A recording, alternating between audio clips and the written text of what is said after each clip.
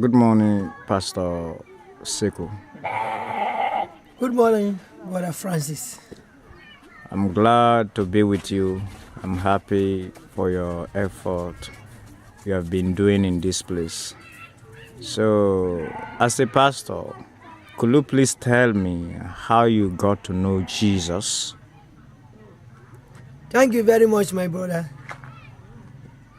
I have been a Muslim all along, and one day I have an encounter with Jesus. In the beginning, I never believed in Jesus. In fact, I hate the name Jesus. I hate to hear Jesus' name. Even my colleagues who used to speak to me about Jesus, I hate them all. But one day, they told me that you are going to become a Christian. I denied them completely. It comes to a time, my brothers, there was an evangelist from all the way from Brazil. They came along with Pastor Zachariah, who is all the way from Freetown, and God used that man Zachariah.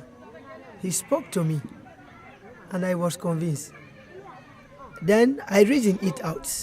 Then the vision came during the night, and I saw myself holding a torchlight, pointing it during the night. And I also see myself working with missionaries. So I think the confirmation come. Then I just make up my mind that I should be a Christian. Good. So, since you accepted Jesus, could you please tell me some of the challenges you went through your friends or your family, relatives, or your neighboring people?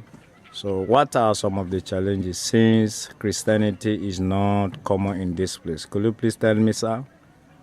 Well, I think this is very serious. Becoming a Christian is easy to become a Christian. But to stay as a Christian is very difficult. That is what I learned. When I received Christ, my life is free. But going through the challenges, this is where comes the problem. No sooner I accept Christ, my friends started going away from me. Good friends, because they see me as a different person. Even the community people, what they used to tell me in their conversations, they are speaking with their mouth, but their heart is different. Even in terms of work, in the area of church work, I can see people going out, going far away from me. I was isolated. Once a time, a brother of mine come around and told my family that he saw me in a dream. My mother is trying to chase me to leave Christianity. Christianity should not be part. It's not a religion. So if I did not leave Christianity, I will have a problem. So, but fortunately, I told my brother that it is well. I accept Christ with my whole heart. So there is no reason that I can leave Christ. That is the work of the devils.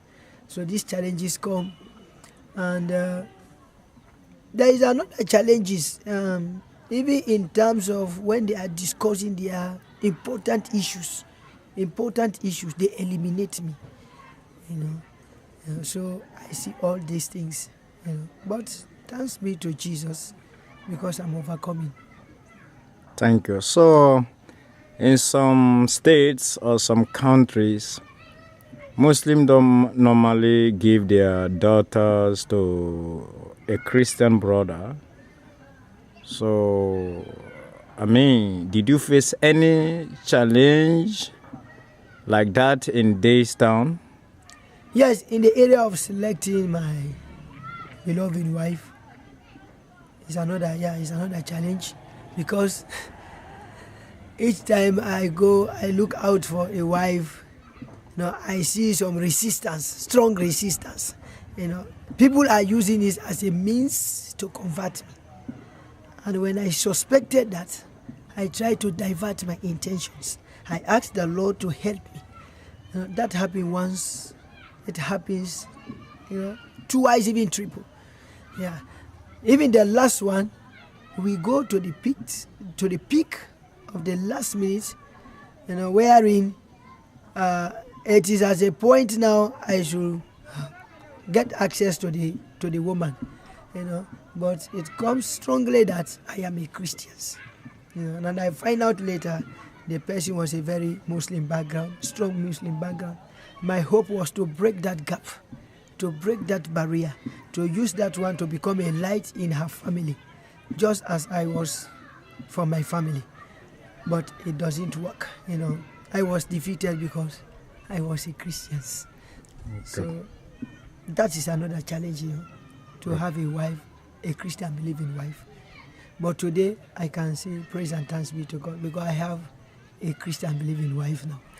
And that has surprised them, It's more beautiful than those that I have been looking out for. More beautiful than them, all of them, and more humble in spirit. Yeah.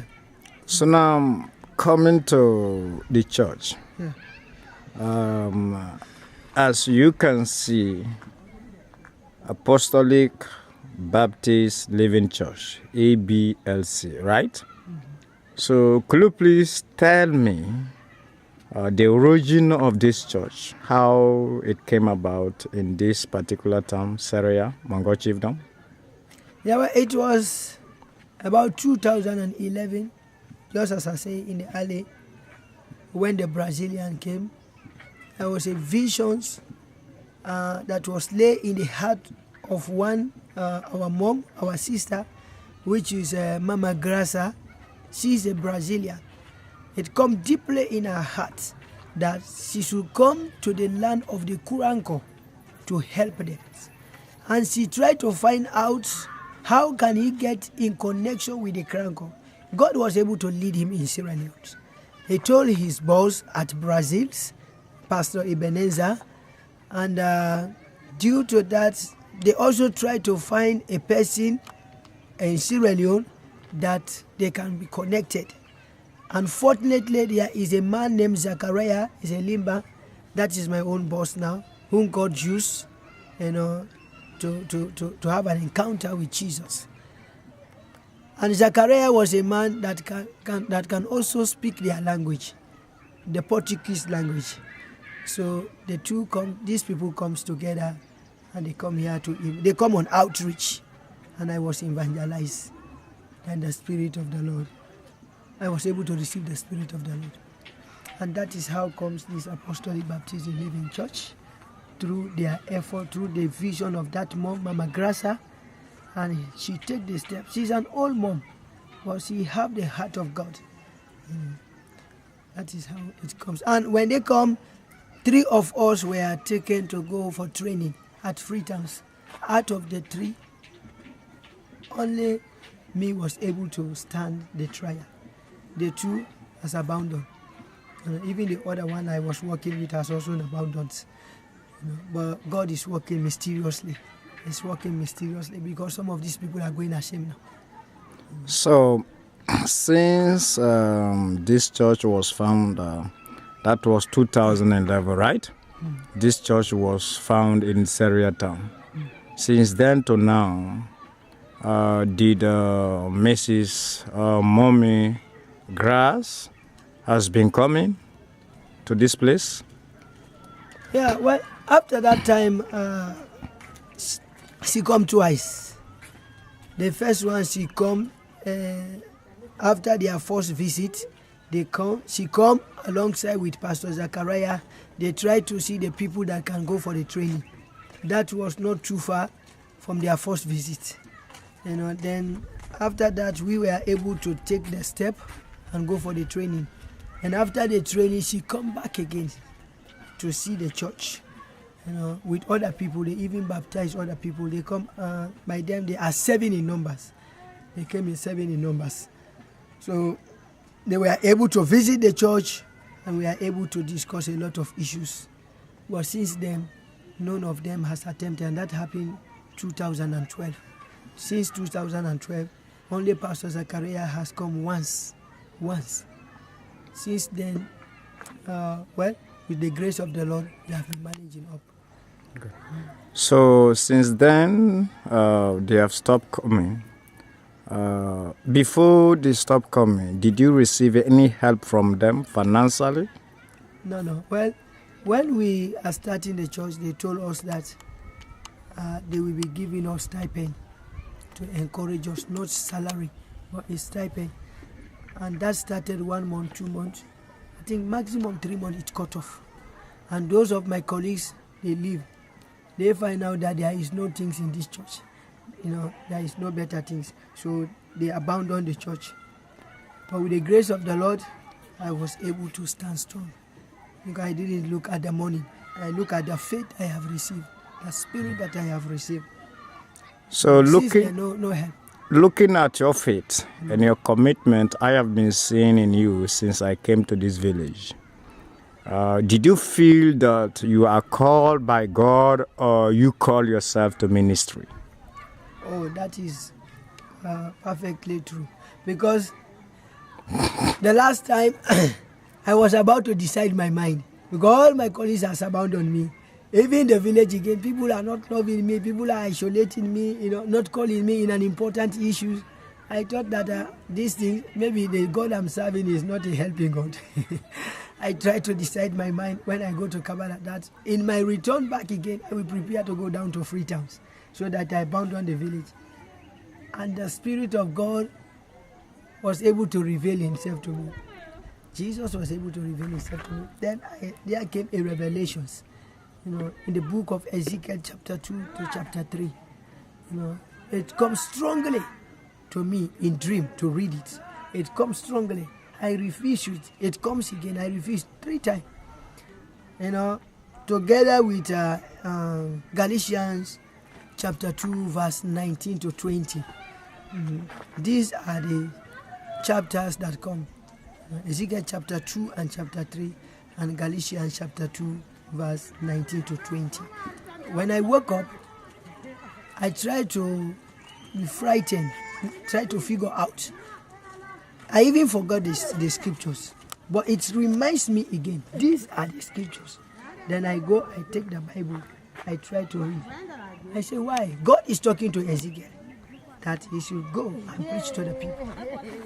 He should go. No matter the condition, no matter the situation, no matter the resistance, no matter their wickedness, he should go. So with this, I said, oh, I want to go down to Freetown. But I believe I should not go there again. This is a revelation that I should go back to my village to go and help. And this is how I come about again to my village. Otherwise, I should have gone far. I should have been in Freetown or other places. But with this revelation, Ezekiel chapter 2 and chapter 3, it convinced me. Because I find out that the people are very stubborn. They have a stubborn spirit.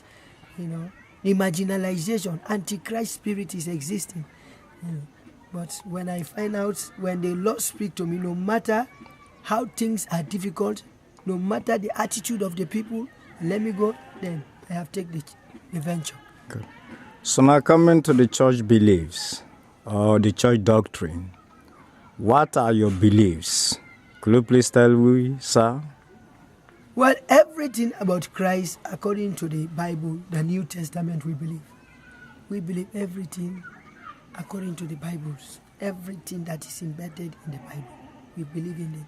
We believe in the Old Testament. We believe in the New Testament. But we don't believe in living by law. We don't believe in that.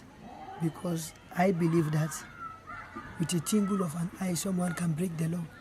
And breaking one law meaning that you have break the whole entire law. Because Adam and Eve break only one law. They break only one law. And they were able to be punished by God. So how many laws are we breaking today? If I imagine, I say, Lord, if we are living by law, then Adam and Eve should not be punished. They should have not been punished. Because they only break one law. They observe all the other things according to the Bible. But they break only the fruit of life. So if that is the case, the last time when they told me that we should live by law, when I was a Muslim, I tried all my best to live by law. But I was able to, with all that again, I'm falling back again. So I find out that living by the law is not. But that is what I say in Galatians 2:20. Live by Jesus. Let Jesus be in you and you in Jesus. then that is the only help. I think that this is one of the strong things that reminds me that let me not think that let me live by myself or by my power or by my strength. Only with Jesus that I can able to survive. Good. So now, another thing again concerning this doctrine about dress code. I mean, tell us what you believe about dress code. Well, we accept all dress code. We accept all the type of dressing in the church, except the one that is exposing your uniqueness. Exposing some parts that is not of God. So we don't accept those dressing. But hence you dress modestly. You come to the church. You are allowed to worship. The Bible says it's not the clothes you wear. It's not the food you eat. Not the food you eat, but that spirit that is in you, the heart of man is what carry him. The heart of man is what carry him. If your heart is good, everything you do is good. Okay. So, as a pastor, do you believe prophecy? I believe prophecy. Do you believe speaking tongues in the church? I believe in speaking tongues because even myself, in the early stage, I hate people who speak in tongues. But now myself is speaking in tongues. Good. Do you also believe laying hands on the sick people? Yeah, recently it happens. Recently, I was laying hands on people. Do you believe? I was even reading a Bible this morning who telling me that I was laying hands on people. Yeah. Do you believe Jesus as Lord over all? Well, Jesus, I believe Jesus. In fact, I believe the Trinity. The Trinity. I believe the Trinity. Do you believe that Jesus was God who manifested according to Timothy, I think 1 Timothy 3:16, that God manifested in a flesh? Yes, that's all about the Trinity. Good. Yeah, because Jesus exists as a Father, it exists as a Son, it is existing today as a Spirit. So this is what that is my confirmation that it exists in all the forms. It exists in all the forms. So do you believe that without Jesus it is impossible for man to be saved? Yes. That is quite so, because when I read the character of Jesus, the time in the world, he lived a godly life. A godly characters. Everything he does is a godly characters. So that is another proof. There is a proof that without Jesus there will be no sin. And the essence of our coming is made known.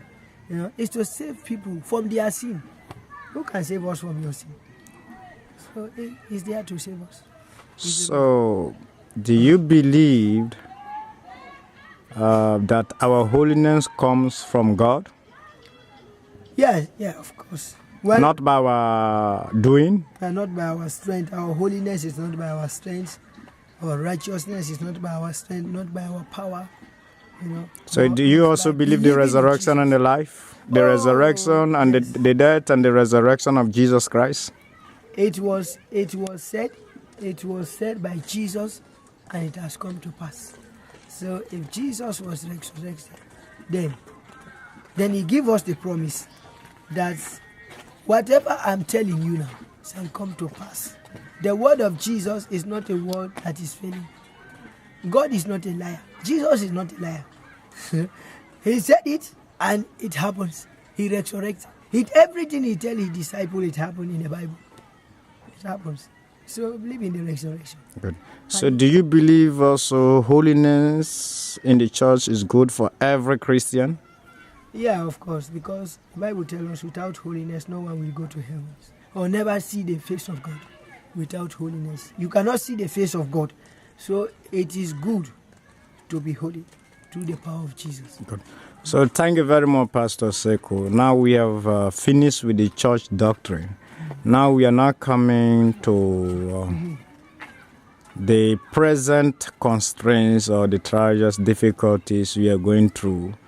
I know, I personally know how you feel in this place, because this is a place wherein most pastors don't like coming. It is full of evil and full of hardship. To live here is a grace of God. It's not really easy. Now tell us some of your constraints and what can be done for you presently. Yeah. Well, the constraint is so much. I'm a teacher. I've been teaching for 7 years without salary. That is a constraint. That is a teacher aspect, you know. But thank God I have been trained. I'm waiting for my results. You know, even where I'm teaching, we are teaching as a community teachers. With the hope that if something is realizing here, I can use this fund to help the church, you know, without other help. But now in the church, the constraint to have somebody who can step, even when I'm not here, to step in the gap, to have strong somebody. This is another challenge, another serious challenge. If I leave the church today, it will be very difficult for someone to step in my capacity, you know, to take the challenge. That is a challenge, and I may need a help there to train people. You know, even though we are trying it now, we have started it because I was not here before. It has taken me 2 to 3 years. I'm not in Syria. I just come on Friday and Saturday and go back Sunday after service. But now I have base. So I'm trying to bring some mechanism, you know, to implement Bible study so that people may grow in spirit. So I may need reinforcement in the area of Bible study. So when these people receive the spirit, when they learn from themselves, you know, it can go a longer way with them. They can't leave. So that is one challenge, you know. Then in the church, even the pulpit, I don't have pulpit in the church. The chairs we are using is from the schools, you know. But thanks be to God because we are using them now. And there is a problem. I didn't go to Bible college. Another Bible, I didn't study. All I do discipleship training. That is DTS with WAMMP, Youth with a Mission at Waterloo. That is, it goes for 5 months. We do 4 months, 3 months theory, everything about the discipleship, and we do 2 months practical. That is the teaching I have. So I may need to have more knowledge in going about, because this has been one of my greatest challenge. I don't know how to go about church issues. You know, my knowledge about church issues is very little. So because of this, when I go for my course at Kabbalah, I try to fellowship with different churches, and that I learned from them. I learned from some great men of God, like Johnson Suleiman, and other films, you know, that I used to watch. This helped me to build my faith. And when I come this time around, I see things are happening, miracles are happening, and the church is moving. People are giving their life. I believe if I go more, if I learn more powerful thing will happen. Okay. So, would you like to work with any other Bible-believing church? Yeah, I like to work with any Bible-believing church. In fact, the church is a parachurch. It's a parachurch. So we work with all churches. Yeah. The only thing this time around, my boss is asking to go under one church. So we have selected MCA, which they have not, up to now, they have not fully taken over. But the promise has been laid. You know, but we work with all churches, all Bible-believing churches. We work with them. So that means that you can even work with Calvary Bible Believing Church, Calvary Chapel, Redeemed Christian Church of God, Winners Chapel. All these are Bible Believing Church. So that means that you're open up to all Bible Believing Church, right? Yes, of course, yeah. All these Bible Believing Church. Like I've been to Winners Chapel. I know Pentecostal. I see the doctrines they are establishing. I like them. I like them, you know, because according to the Bible, what I have, the little knowledge I have, that is how we should live our life. So these people, I'm ready to work with them. I'm ready to work with them. Okay. So in case a mission like Calvary Chapel all the way from United States may want to come in so that they will work with you and you work with them for the glory of God, wherein this church would be named Calvary Chapel, will you agree to that? Well, that's what I have said earlier. The church we have discussed on MCA that they want to take over. We have given them a promise. Now to give another promise at Calvary, come and take over, it will be contradicting. But this is just a starting church. This church can give birth to 2, 3, 4, 5, 10 churches. We are planning to build more churches in the town here. The town is big. We can plant another church elsewhere. We build people there. We can go to another villages. Bigger villages are here. Even the chiefdom headquarters is only one church, Mongo Bendugu. So there is a possibility to go to the chiefdom headquarters to plant a church there. So if they want to come, this is MCA now, but we can work with churches and plant more churches. Because all we want to see churches in all the areas, all the villages. So there are big places. There are immense places again in the town to build churches again. But we don't want to contradict ourselves. You know, they say your word should be your word. You should stand by your word. You know, if we tell MCA now, no, this church does not belong to you, how they will think something about us. So, yeah, that is all. If that should be happening, the information should be renewed. That information should be renewed and should be reconciled with them. We should reconcile it with them. Yeah.